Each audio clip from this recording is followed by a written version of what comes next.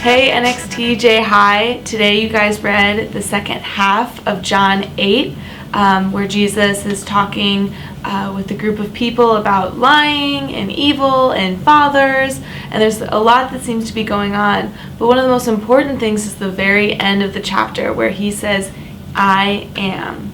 That sentence in itself doesn't really seem to make a lot of sense, right?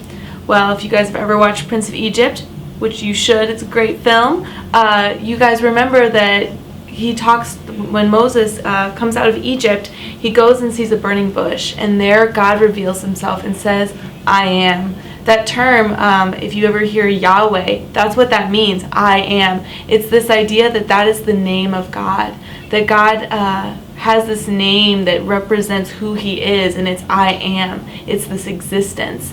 And that's who Jesus is saying is that he is the Father, and he's connected that way. And isn't it interesting that as he's referencing the fact that he is God, he is the Son of God, he's talking about fathers, he's also talking about sin as slavery. At the beginning of the section, you hear the people say, we're not slaves to anything. And Jesus says, no, you're slaves to sin.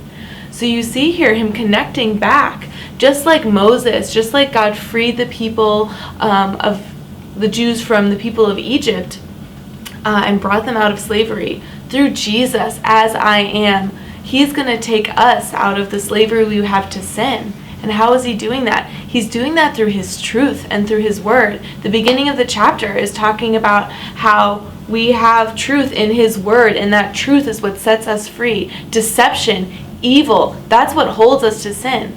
And I want you guys to think about that today as you're going through your day. How is deception, how is hiding who you really are, how is being afraid to embrace that you're a Christian and that you love the Lord causing something deep within you to feel constrained and held? You don't have to feel that way. You have the truth of the Word of God, and that brings freedom.